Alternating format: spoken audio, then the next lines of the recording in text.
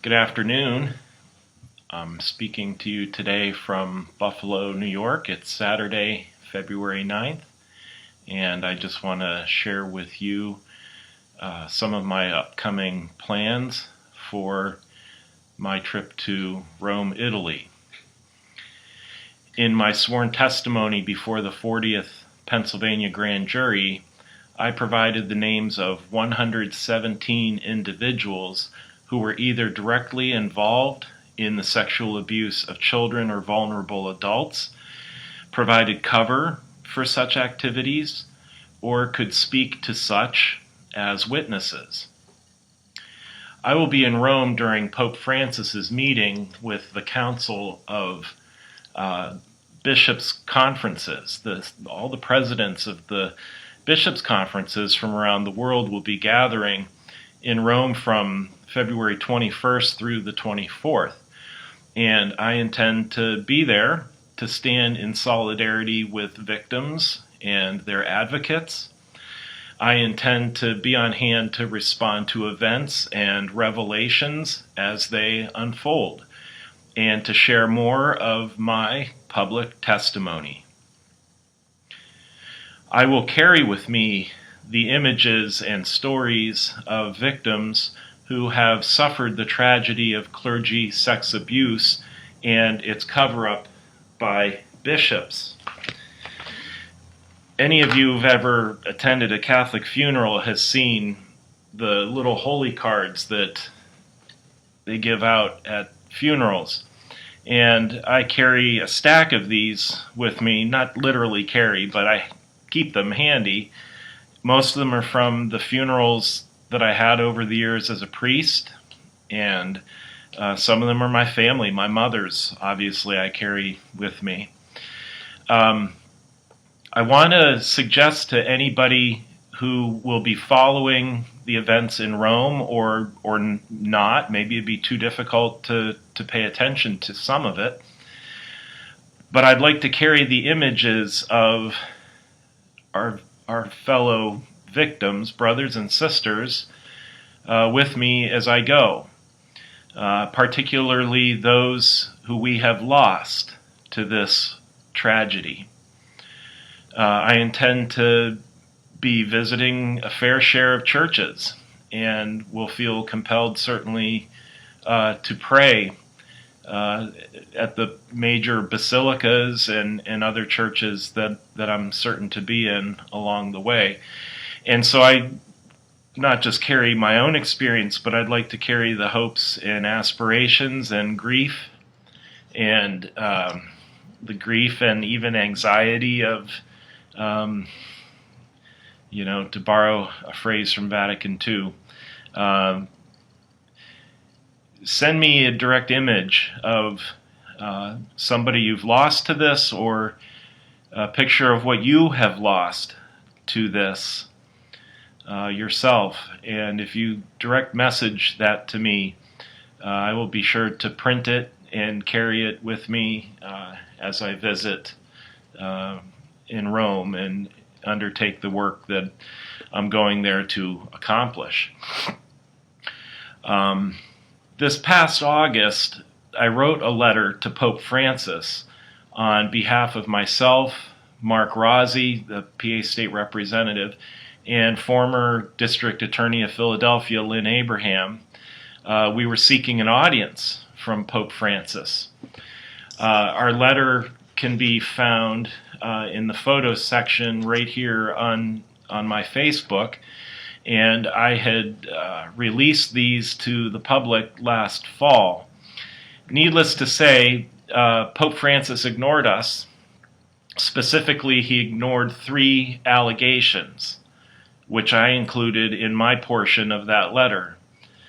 Since August then, I have anticipated a trip to Rome, although now the circumstances have significantly changed.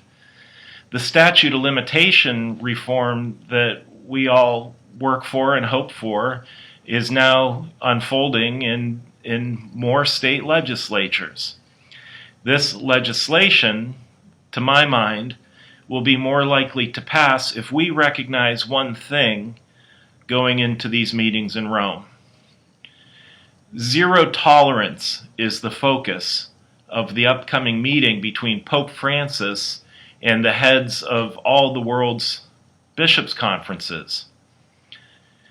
The focus is to be zero tolerance. Whether that's the reality in the Vatican or not, but certainly because we, as the survivors, will make it so.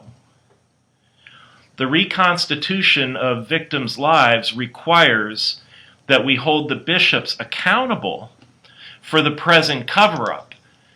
It's not that we simply seek restitution or redress or the reconstitution of our own lives, but it's important for us, in a certain sense, to hold the bishops' feet to the fire. And I think our legislation, particularly in Pennsylvania, will be that much more likely, as I believe it will be in other places. If zero tolerance for bishops who cover up abuse, zero tolerance is not only an ally of statutory reform, but it is the one universal, legitimate expectation which would cause a cascade of every other type of reform on this issue.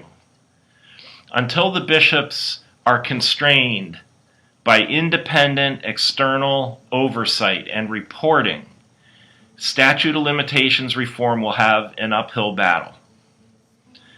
Thank God it happened here in New York State. I pray and hope that it happens soon in Pennsylvania and in New Jersey. But if we really insist on independent external oversight and reporting, then when we really demand our right to zero tolerance of any bishop who covers up, even if that's the Bishop of Rome, if that is our strategy moving into these meetings in Rome, I think it's the heart of the issue, and every other front in this battle seems to hinge on that issue. I want to say another thing, that in case you've noticed, here in the U.S., multiple states now have forced the release of perpetrators' names. Pennsylvania, Illinois, for example. And some dioceses have taken steps toward fuller lists of names. Same with the Jesuits, who recently, too, have given a fuller accounting of their perpetrator priests. But make no mistake, as the U.S. bishops sweep the deck in the days before the Rome meetings, they are attempting to get ahead of the actual news that they expect to come out of Rome, which I think most people expect and hope, at least within the hierarchy, that there will be very little news. Our expectations have been downplayed. Our anticipation of real reform and concrete and sustained and immediate reform, we've been told not to expect it. Pope Francis himself, just the other day, says this is a human issue that we will always have with us. So, aim high.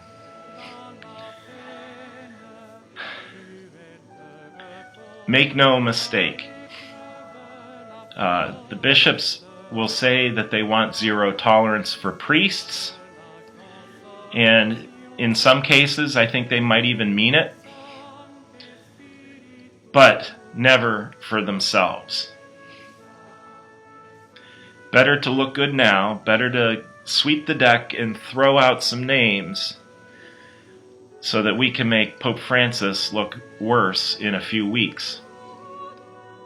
I think that's what the U.S. bishops are thinking right now. Because you don't hear them talking about zero tolerance for their own association. They're just talking about this as a past and historical problem. a human issue, right? That's what we keep hearing. While I'm in Rome, I anticipate releasing press materials as appropriate and responding to future revelations, perhaps as they trickle out. And I wanted to just say more than anything, thank you to my benefactors, so to speak, who believe in what I'm attempting to do and have helped to underwrite this trip. I'm grateful. And so alongside everything else that I want to highlight and underline, I would be lying if I didn't say, yes, I'm also going for the pasta. And looking forward to seeing fellow survivors and advocates and meeting all kinds of friends for the first time. So be well. If there's anybody you want me to remember and carry with me as I travel to Rome and around Rome, send me their image by direct message and maybe a little description about them. Thanks, and God bless.